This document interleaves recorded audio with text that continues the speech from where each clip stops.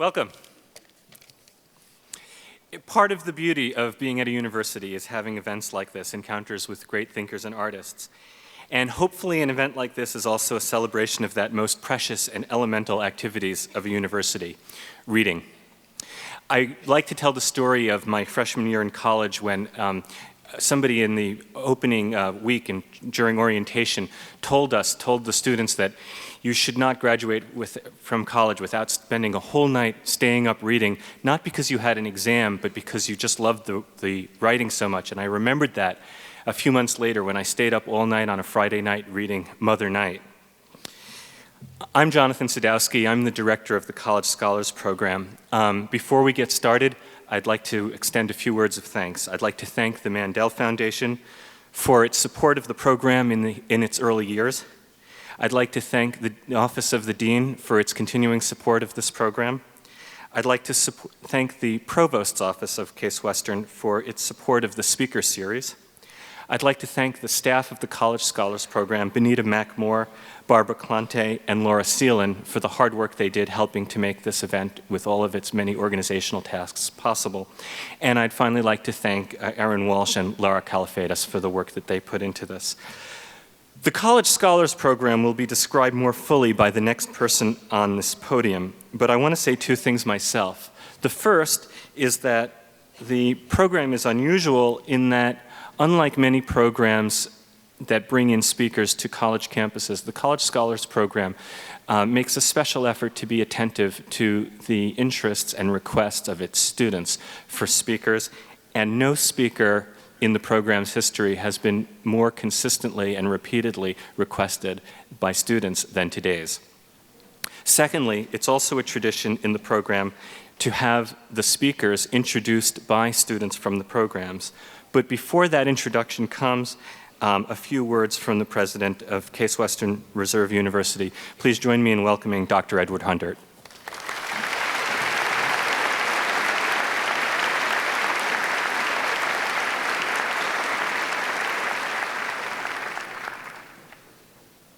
Thank you very much. I want to also welcome all of you here today. I especially want to extend a welcome to all of the emeritus faculty. We have over 100 emeriti joining us today, one of my favorite groups on campus for this occasion. We are truly honored to share our campus with a true master of contemporary literature.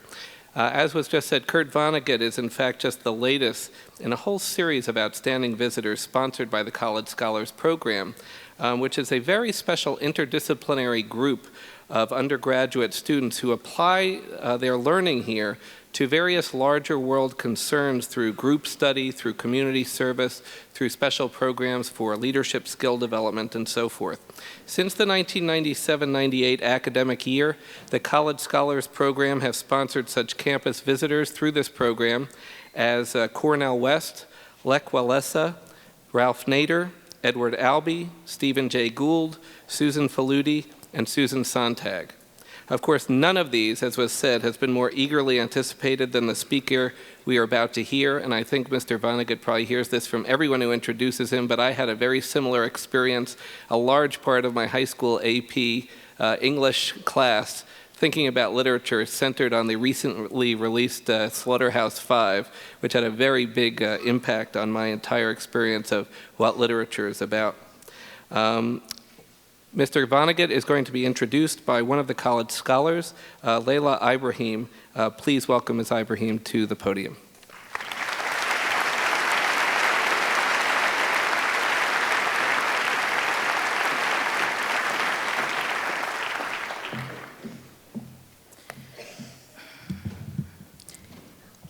Most readers interested in the fantastic and literature are familiar with Kurt Vonnegut, particularly for his use of science fiction. Those readers not interested in the fantastic are familiar with him after being forced to read his books in school. Although unusual for this form, Mr. Vonnegut's science fiction is frequently comic, not just in the black humor mode with which he has been tagged so often, but also in being simply funny. Mr. Vonnegut was born in Indianapolis in 1922, a descendant of prominent German-American families. He attended Orchard Public School and Shortridge High School, where he edited the school's daily newspaper. He went to college at Cornell for a little over 2 years, where he studied biochemistry, a subject at which he did not excel. He also wrote for the Cornell Daily Sun. In 1943, he enlisted in the U.S. Army, where he was sent to Carnegie Institute and the University of Tennessee for training in mechanical engineering before being sent overseas. In 1944, he was taken prisoner following the Battle of the Bulge in the Ardennes Forest of Belgium. He returned to the U.S. in 1945, where he was awarded the Purple Heart. After the war, Mr. Vonnegut married and entered a master's degree program in anthropology at the University of Chicago. He also worked as a reporter for the Chicago City News Bureau.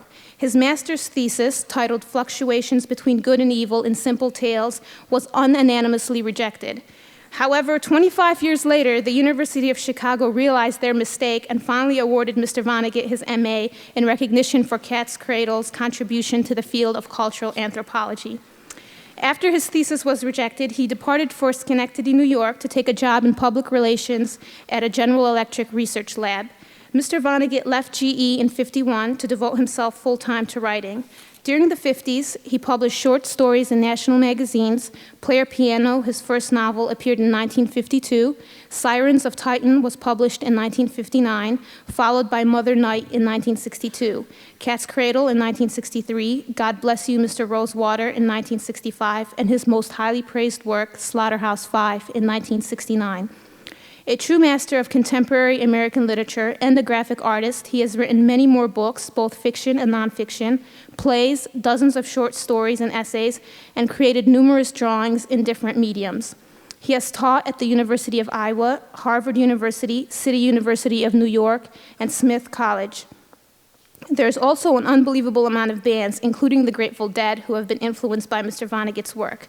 Apparently, they were also forced to read his books in school. Over the years, Mr. Vonnegut had come to speak of finding writing more onerous. His novel Galapagos in 1985 presented scientific as well as literary challenges, and his labors with his novel Timequake in 1997 extended for several years. As he describes it, writing is labor, and the writer's reward arrives when he or she hands the manuscript to the editor and says, "It's yours." On a personal note, I wish to thank Mr. Vonnegut because I have also attended public school, studied chemistry for 2 years, a subject at which I did not excel, and I find writing onerous as well. Thank you, Mr. Vonnegut, for giving me hope. Ladies and gentlemen, it is my honor to present to you Kurt Vonnegut.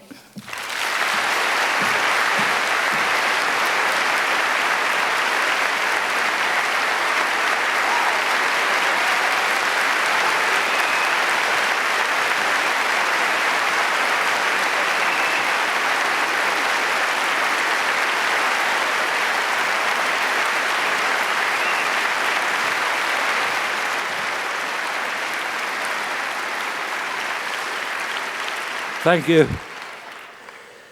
I look out at all you Adams and Eves out here and realize how wide a generation gap can be. I used to be an Adam, but I'm a Methuselah now. And when you get to be my age, you start asking your kids what life is all about. And I asked my son, Mark Vonnegut, so named in honor of Mark Twain, what life was all about. He's a pediatrician. And he gave what I think is a very good answer. He said, we are here to help each other get through this thing, whatever it is. So I tell you that. And I want to say, too, that no matter how corrupt our government and corporations and Wall Street and news media may yet become, the music will still be perfectly wonderful. And if I ever die, God forbid, I want this for my epitaph. Is the only proof he ever needed of the existence of God was music. This is a good place to say that, isn't it? Now then, I'm here to make news this afternoon to put Cleveland on the map. I am not running for president, although I know that a sentence, in order to be complete, has to have both a subject and a verb.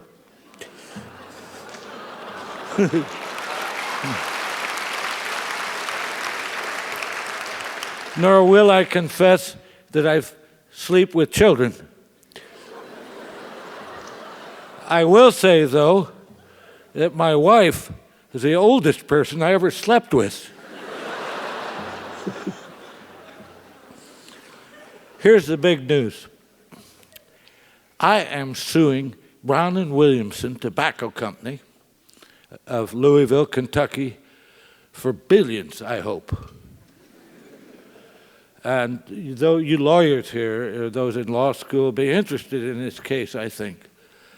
I have never smoked anything but Pall Mall since I was 11 years old. This is a Brown and Williamson product. On their package, for several years now, they've promised to kill me, but I'm still alive.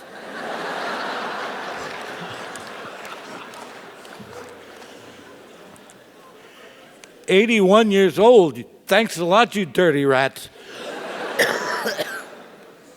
The last thing I ever wanted was to be alive when the three most important, most powerful people on the face of the earth were named Bush, Dick, and Colin.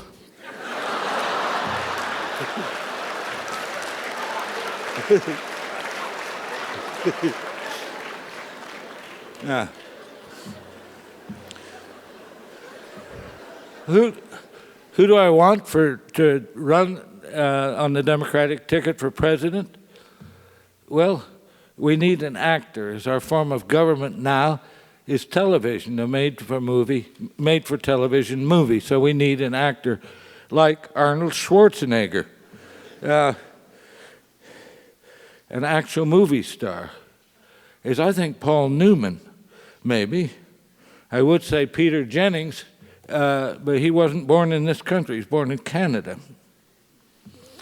I have to say that it must be kind of spooky for you people here at Case to be in a great institution like this one with its laboratories and lecture halls and libraries, knowing that this institution is within the borders of a country where truth and reason and lessons of history do not apply.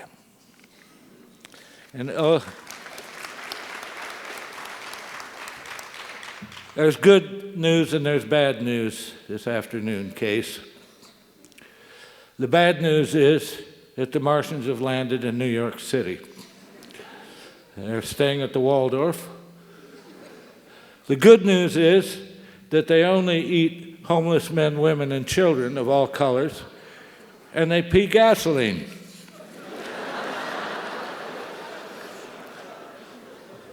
Now, only kidding, of course. Now, as you know, so you'll know whether I'm kidding or not, I'll go like this. That means I'm kidding. If it turns out that Cleveland is likely to be attacked by terrorists, I'll go like this. Don't get the two signals mixed up. Now, I'll have an experiment here.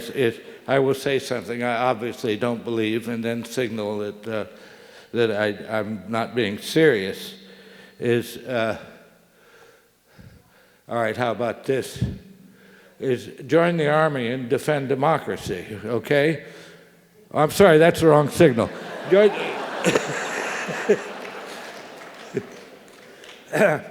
Well, anyway, seriously. If you keep up with current events the way I do in supermarket tabloids, then you know that a team of Martian anthropologists has been studying us for the past 10 years. They went home last week because they knew how really awful global warming was about to become. Their space vehicle, incidentally, wasn't a flying saucer, it was more of a flying soup tureen. And they are little, all right. They're only 4 inches high, but they aren't green. They're mauve. Anyway, by way of farewell, their little mauve leader said in that teeny-weeny, tanny-wanny, tony little voice of hers that there were two things about our culture no Martian could ever understand. And I won't imitate her voice, as I can't go that high. What is it, she squeaked. What can it possibly be, she squeaked, about blowjobs and golf?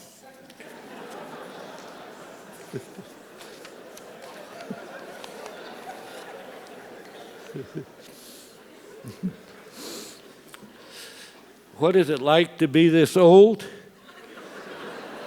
Thanks to Brown and Williamson. I can't parallel park with a dam anymore, so please don't watch when I try to do it. Yes, and to all practical purposes, I am now a flaming neuter. I am as celibate as 50% of the heterosexual Roman Catholic clergy.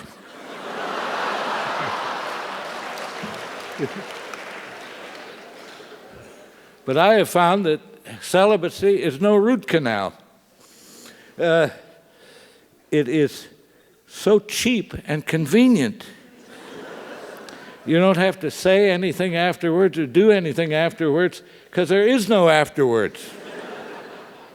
And when my TV, which I call my tantrum, waves boobs in my face and tells me that everybody but me is going to get laid tonight, and this is a national emergency, so I've got to rush out and buy some pills or a car or a gymnasium I can fold and hide under my bed. I laugh like a hyena when television tells me that. You know and I know that millions upon millions of good Americans are not going to get laid tonight. Present company not accepted. And we flaming neuters vote. I look forward to a day when the President of the United States, no less, who probably isn't going to get laid that night either, proclaims Neuter Pride Day. And out of our closets we'll come and we'll go marching up main streets all over this boob-crazed democracy of ours. Our chins will be high, our shoulders squared, and we'll be laughing like hyenas. As all you flaming neuters, you found your leader here. Now, you and the cops are certainly entitled to know that since I'm going to spend the night here in Cleveland, that I'm both a Luddite and a humanist. I may stage a black mass tonight if I can find a neocon baby to sacrifice. A Luddite is a person who hates certain newfangled contraptions. Forbes magazine asked a bunch of us a while back to name our favorite technologies, and I said the Encyclopedia Britannica and my address book, because they were alphabetical.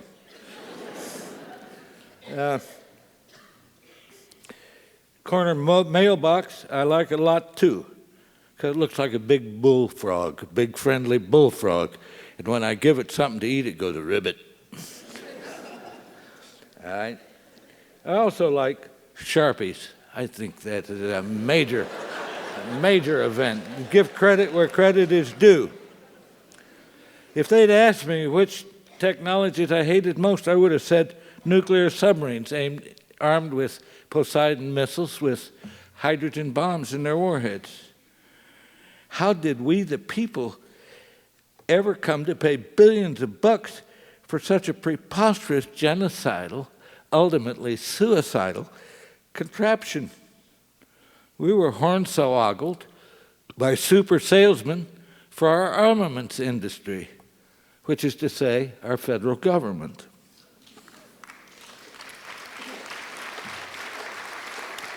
What on earth use would we have for this thing? And look, we have a couple of them at least. You know, slumbering in fjords off Iceland or whatever. When on earth would we ever turn loose such gadgets? We own them, by God. I hate computers for kids, too. They cheat the kids out of the vital experience of becoming. Instead of becoming, the kid learns how to make the computer become what he himself or herself could have become without one. Yeah. Actually, a computer can do the same thing to a grown-up. I have a son-in-law who's been lobotomized by his computer. He doesn't have to know anything because his computer knows everything. Yeah. I ask him anything, and he asks his computer. Because all I wanted was an answer, when what I really wanted was a son-in-law.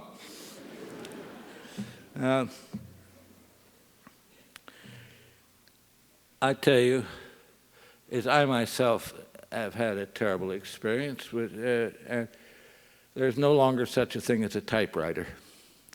No longer such, and that's as though they took away my violin, you know, and I had been a good violinist.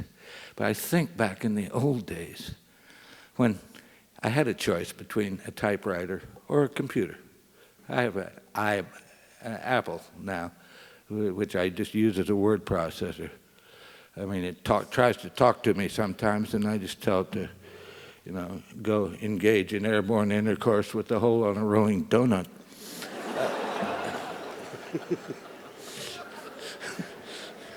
Anyway, back in the old days when there were still typewriters, and you could choose between either a typewriter or a computer. I, of course, chose typewriter, and it was my violin. And there in New York, my wife and I work at home. We both have offices in our home. It's a 4-story house in New York. I work on the top floor. She works on the ground floor. She is the photojournalist Jill Kremens, who's published 3 books to every one of my one. One of them was a very young dancer, for instance. Anyway, back in the days when I still used a typewriter, I'd be up on the top floor. And, you know, and I'd be typing away, and the pages would, you know, be quite messy, and I'd mark them up with a pen and pencil, and make corrections and everything. And then I'd pick up the telephone and call up my typist. Can you imagine there used to be such a trade as typist? And all over this country, it was mostly women who made substantial contributions to their family incomes because they could type without making a mistake. They should have been concert pianists. They were so deft. I hope they haven't all turned to crime now. Anyway, in the good old days, I'd have a bunch of pages finally, but really messy, but responsibly edited. I'd pick up the phone and call up my typist, Carol. I'd say, "Hi, Carol. How are you, honey?" And she'd say, "Hi, Kurt. What's up?" Wasn't that nice? And talk about safe sex. Anyway, I'd say, "I got some more pages." She said, "Okay, good. Hooray. Send them over." And so I'd ask her, you know, about, I know she had back trouble for a while, and she's got a husband who, well, never mind what her problem is with him. Anyway, I tell her, "All right, I'm going to mail you these pages." And she said, "Okay, look forward to seeing them." And so I taken these pages, and I've put them together with a paper clip. And so I take these messy pages down 2 flights of stairs to the ground floor where my wife works, and I dance on the way down. This is very good exercise. And, you know, what Microsoft, what's the name of the guy who runs it, the richest man in the world? Anyway, he doesn't seem to realize we're dancing animals. Anyway, I danced down the front steps, and doing some pretty good stuff, may I say. And my wife hears me going past her workstation there, and she says, "Where are you going?" And her favorite reading when she was a child was Nancy Drew, Girl Detective. And so I say, "I'm going to buy an envelope." And she said, "1 envelope? Why don't you buy 100 envelopes and put them in a closet up where you work?" And I pretend I haven't heard her. And out into the world I go. with my pages. And what a figure I am. I am a man with a mission. And I go dancing down our front steps and out on the sidewalk, sort of an understated buck and wing, I would say. And, because people are so cheered up and excited to see a man so full of purpose. What can those papers be? They must be terribly important, and he must be terribly important. And may I say, I think I look quite sexy. Anyway, I go down the sidewalk, and I'm headed for a news store where they sell not only magazines and newspapers, but lottery tickets and stationery and so on. And, on the way, I may stop a woman and ask her what kind of crazy dog that is she's walking. It looks like a half Labrador and half Chihuahua. Or if a fire engine is going by, I might give them thumbs up, because I'm all for firemen. Anyway, off I go, the man with a purpose, and I go into the news store there, and there's a long line, mostly for lottery tickets, but I know their stock. And so I go back and I get an 8.5 by 11 envelope, manila envelope. And people are I'm a celebrity, but everybody is very polite and pretends they don't know who I am.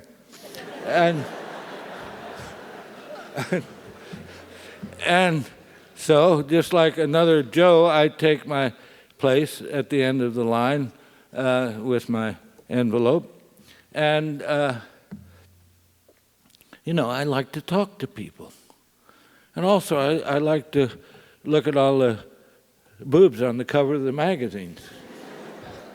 Anyway, do you know anybody who ever won a lottery or won any money in a lottery, or, what happened to your foot and that sort of thing? And we chat and everything, and time goes by. And finally, now look, this store was then, no longer, but was then owned by Hindus. The woman behind the cash register, the wife, had a jewel in her forehead. Now that's worth a trip right there. Anyway, I finally reached the head of the line, acting like just anybody else, and pay for the envelope, which is now mine. And I take my pages, and I put them in there, and inside there. And the flap on the envelope is very cunningly designed. Has both mucilage. It has a hole in it, too, so that a easily bendable metal prong can be spread out to seal it twice. Well, all right, so there in the store sill, I lick the underside of the envelope, which is pretty sexy. And anyway, I seal the envelope, and the little fin diddly, the metal fin diddly, I don't know what it's called, it comes up through the hole, and I spread that out. Now look at this. Two of the largest parts of our brain are devoted to the most sensitive parts of our body, our fingertips and the tongue. And I have exercised both of those, totally involved them in this process of simply sealing the envelope. So I put Carol's envelope, an address on the envelope, and I head 2 blocks south to a postal convenience center. Now, my heart was beating hard when I first talked to Carol on the telephone, because that's, erotic. But it's really pounding as I approach a postal convenience center, because I, back then, was secretly in love with the woman behind the counter there. She has disappeared. I don't know what the hell happened to her. I don't know what the hell happened to Carol. Anyway, this is very, very near the United Nations, and so what's it like? Every imaginable race is represented, and what it's like to live as close to the UN as I do. It was like being at a dog show. All these different breeds, they're interesting. Anyway, I go into the Postal Convenience Center there, and there are all these foreigners in there. And the woman I love, again, there's a long line, is behind the counter. I've never seen her from the armpits up, because she's always behind the counter, and she's also sheathed in a blue smock, the official blue smock of the Post Office Department with the eagle on the bosom. But what she does with her neck and head to cheer us up every day, it's so generous. It's never the same thing. And she knows she's doing this. She's making us happy. And it's so generous of her because it must be a lot of work. As sometimes her hair will be all frizzy, and that's kind of funny. And then the next time it'll be really straight. Sometimes it'll be in braid. Now this is to entertain us because she knows how drab our lives are. And I don't know if she was born without eyebrows or whether she plucked them out. In any case, every day she looks different because she can paint on a different set of eyebrows. One day she'll look like Betty Boop, and the next day she'll look like the sister of Count Dracula. And I missed this, but I heard that one day she actually painted on a Hitler mustache, and I wish I had done that, but she was doing that sort of thing to cheer us up. And so, all right, I talked to foreigners there in the line ahead of me, and not giving a sign at how much I love this generous woman. And, if it's a Chinese, I might say to him, as how grateful Americans are to the Chinese for movable type and pasta and gunpowder. If it was an Arab, obviously an Arab, is I might thank him and say, for the Arabs, for the numbers we use, and for algebra. And, that's why George Bush hates the Arabs, is they invented algebra.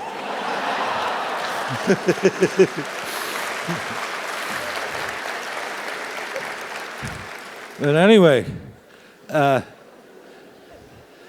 finally, I get to the head of the line, and here I am face to face with her. Oh, God, she looks wonderful. I think it was black lipstick that day.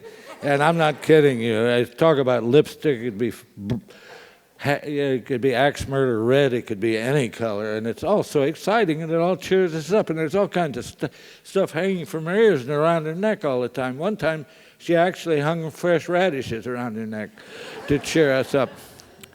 Anyway, I keep a perfectly straight face, and I think so does she.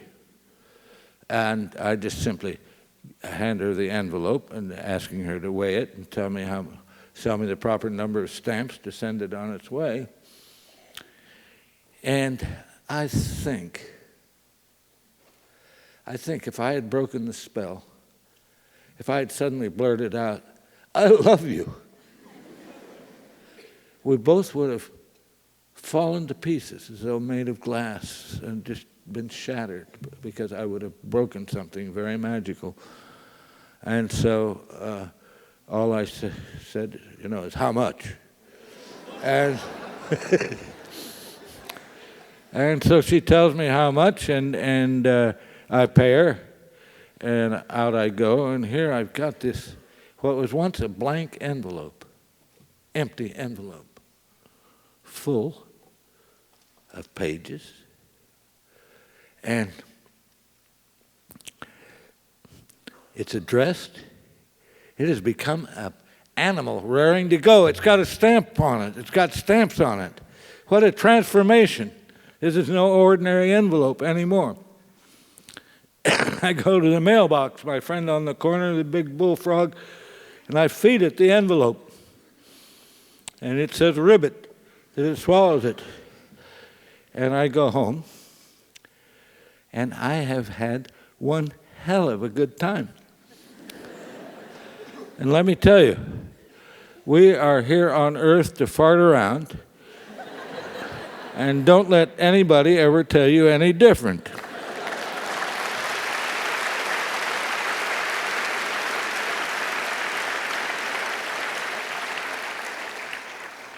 Now, see what I've got here. It's got some other good stuff. All right, so now you know what a Luddite is. And I've also said I'm a humanist. That is a person, like both my parents and all four of my grandparents, who behave as honorably and decently as he or she can, without any expectation of rewards or punishment in an afterlife. A humanist serves as best he or she can, the only abstraction with which he or she has any real familiarity, which is our community. Now, I am honorary president of the American Humanist Association, having succeeded the late great science fiction writer Isaac Asimov in that totally functionless capacity. We had a memorial service for Isaac a while back, and at one point I said, "Isaac is up in heaven now." This was the funniest thing I could have said to an audience of humanists. Rolled him in the aisles, and it was several minutes before order could be restored. So, again, if I ever die, God forbid, I hope some of you will say that Kurt is up in heaven now. That's my favorite joke. Both a Luddite and a humanist. You know what a twerp was when I was in high school in Indianapolis a long time ago? It was a guy who stuffed false teeth up his rear end and bit the buttons off the back seats of taxi cabs.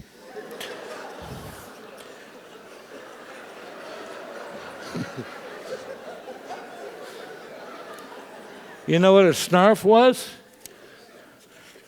It was a guy who sniffed girls' bicycle seats. Now then, where the hell are we? I've lost track of how long I've been speaking because I didn't start my stopwatch, but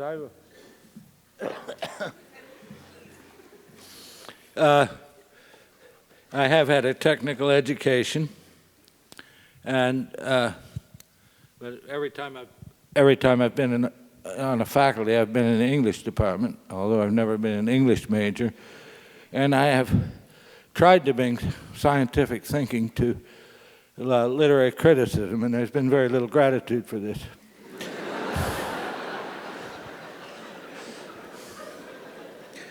All right. Stories have very simple shapes, ones that computers can understand.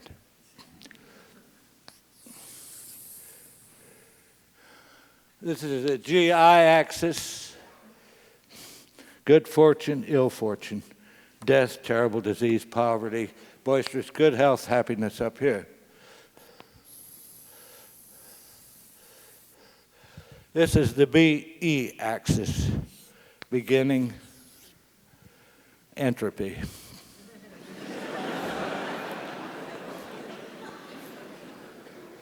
Now then, I'll give you a marketing tip. There's the people who can afford educations and buying books and magazines and all that, who can read, don't like to read about people who are poor or sick. So start your story up here.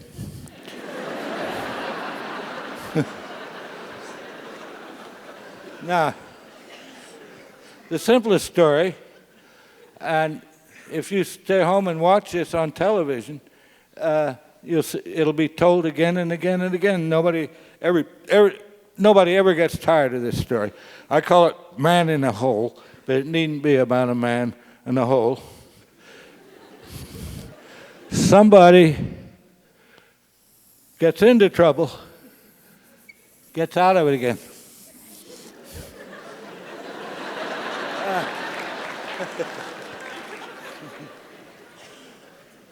Now, the far end is a little higher than where we began. Because, the reader thinks, well, by God, I'm a human being too. I must have that much in reserve if I get into trouble or whatever. Now, another story that's very popular, and none of these are copyrighted, is I call it Boy Meets Girl, but it needn't be about a boy or a girl. It's somebody on a day like any other day comes across something perfectly wonderful. Oh boy, this is my lucky day.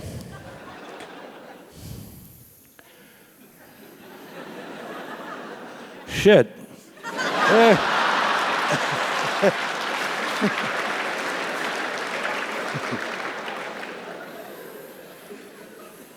And gets it back again. Now, as has been said, I have a master's degree in anthropology from the University of Chicago. So does Saul Bellow. I don't know what you want to make of that. Anyway, it was a big mistake. I can't stand primitive people. They're so stupid. But anyway, proof of their stupidity was I went to the library and dug up stories they told. They'd been gathered by missionaries and ethnographers and imperialists of other sorts. And boy, their stories stunk. They were just dead level, like the B-E axis there. We came to a river, we came to a mountain, little beaver died, and you can't tell what the good news is and what the bad news is. You look at the wonderful rise and fall of our stories, and they deserve to lose. Another story is very popular, and it breaks my rule. Starts down here. It's a young girl, teenage, I guess, maybe 17, 18. Why is she so low? Well, her mother's died. It's reading enough, right? And her father has remarried almost immediately to a terrible old battle axe with 2 mean daughters. And there's a party at the palace that night. You've heard it. All right, so she has to help her new mother and her new sisters, get dressed for this party. And she doesn't get to go. He said, no, she's not good enough to go, but they are. So did she get even sadder? No. She's a stout-hearted little girl. His maximum grief is death of her mother. So everybody leaves for the party, and the fairy godmother shows up and gives her pantyhose, mascara, perfume, everything, means of transportation, carriage with horses and everything. Everything you need to go to a party and have a good time. So she goes, and the prince falls in love with her. Now you must realize she is so heavily made up that her own relatives don't recognize her.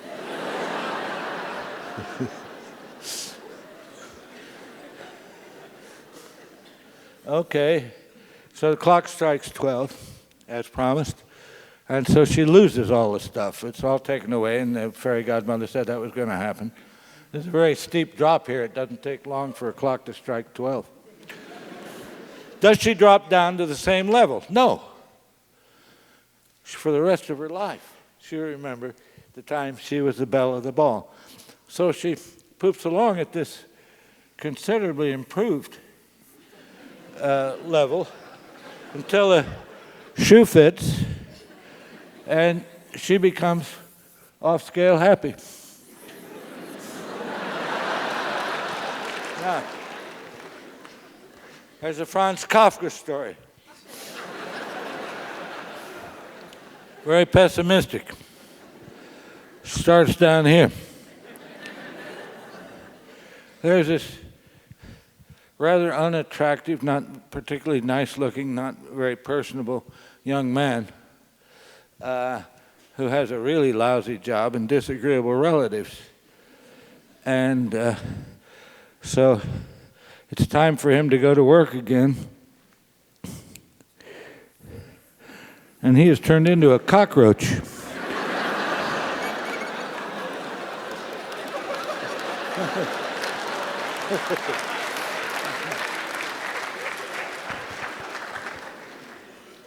All right, now, does this have any use in criticizing literature? Well, I think perhaps it does. I think this rise and fall is in fact artificial. It's pretense that we know more about life than we really do. And what's perhaps a true masterpiece cannot be crucified on a cross of this design. Well, all right, let's try Hamlet, okay? Well, I don't have to draw a new level. The sexes are reversed, but he's in the same situation as Cinderella, and a little older. His father has died, and his mother is remarried, his uncle. And so he is depressed as Cinderella. So, he is feeling very unhappy and depressed and everything, and his friend Horatio comes in and says, "Hey, Hamlet, there's this thing up on the parapet. I think you better go talk to it." It says it's your father. And so Hamlet goes up there, and this thing, whatever it is, now we don't know.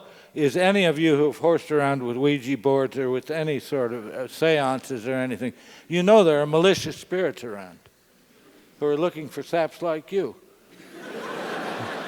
who are going to find ways to hurt you, give you very bad advice. So to this day, we do not know whether that thing up there on the parapet was really the ghost of his father and whether it was telling him the truth. But the thing said, "I'm your father. I was murdered by the man who's now the king, and you've got to avenge me." Well, since we don't know what it was, what it is, it's neither good news nor bad news, because we don't know. And so, all right, Hamlet says, "I know what I'll do. I'll stage a play. I'll hire actors and get them to act out the way the murder was described to me, and I'll have the murder suspect watch his reaction." Well, okay, so he does that. It's a flop. Nothing much happens. And so Hamlet is up in his mother's chamber, talking right after this flop and talking, and the curtains wave, or the arras waves, the drapes wave, and so he figures his uncle is back there, his new father supposedly, and so he's going to finally be decisive, and he pulls out his sword, sticks it through the drapes. Who falls out? This windbag, Polonius. Shakespeare regards him as a total fool, and giving just the kind of dumb advice parents give their kids when they go away, neither a borrower nor a lender be. Thanks a lot, Dad. What a swell time. Anyway, is this terrible? Is Hamlet going to get arrested or what? No, it's neither good nor bad news. Just something that happened. All right. So finally, Hamlet gets in a duel and is killed. If he goes to heaven, he's off scale, happy like Cinderella. If he's going to hell, he's off scale, unhappy like Kafka's cockroach. But we don't know. I don't think Hamlet believed in heaven and hell any more than I do. I mean, that Shakespeare didn't. So,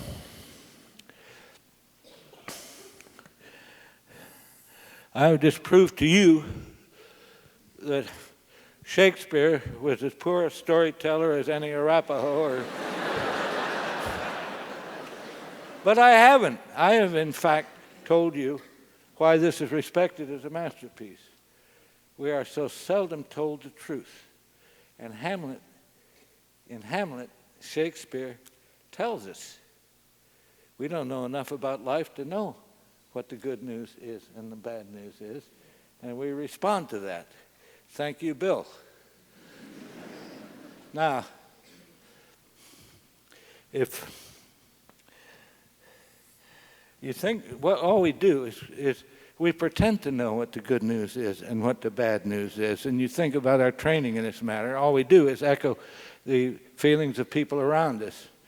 Just imagine a little kid, 3 years old, maybe 4, and the parents are so excited. They have the most wonderful piece of news for this kid. And this little kid, oh boy, what can this be? And it's nice. Here's the terrific news, the bombshell. It's your birthday. What could be a more empty piece of information? And so the kid goes, wah, wah, wah, wah. And you know, it goes on, is our team won? Wah, wah, wah, wah, wah. Our candidate won? Wah, wah, wah, wah. So, although I don't believe in heaven, I would like to go up to such a place once just to ask somebody in charge, hey, what was the good news and what was the bad news? Because we can't be sure. Now, every lecture I've ever given has included my tribute to my Uncle Alex, my brother's kid brother, who was a graduate of Harvard and a wise man, but just an insurance salesman in Indianapolis. He was childless. But what Uncle Alex found objectionable about so many human beings is that they so seldom noticed it when they were happy. And so we would be sitting under an apple tree, for instance, on a July afternoon, drinking lemonade and, you know, talking about this and that. There's practically buzzy like honeybees. And Uncle Alex would stop everything and say, wait a minute, stop. If this isn't nice, I don't know what is. And so he would do that again and again, and it was very good advice, and I've taken it up. And I hope that you will take up this habit, too, of noticing when things are really awfully nice and say, if this isn't nice, I don't know what is. Now then, I don't know, how long have I talked? I've lost track, because I'm supposed to speak for 45 minutes. Anybody know how long I've spoken? Huh? About 45? That's, what? All right, well, I'm going to ask for a show of hands now, so get set for that. And this is for everybody here. Everybody, no matter what age. How many of you have had a teacher at any point in your whole educational career, primary school, high school, college, grad school, how many of you have had a teacher who made you prouder to be alive, happier to be alive than you had previously believed possible? Would you show up your hands, please? Those of you who have. All right. Now then, would you please say the name of that teacher to someone sitting next to you?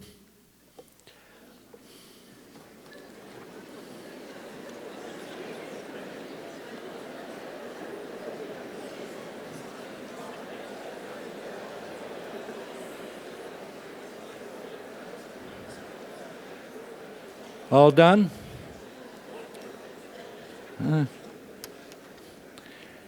If this isn't nice, I don't know what is. Music, please.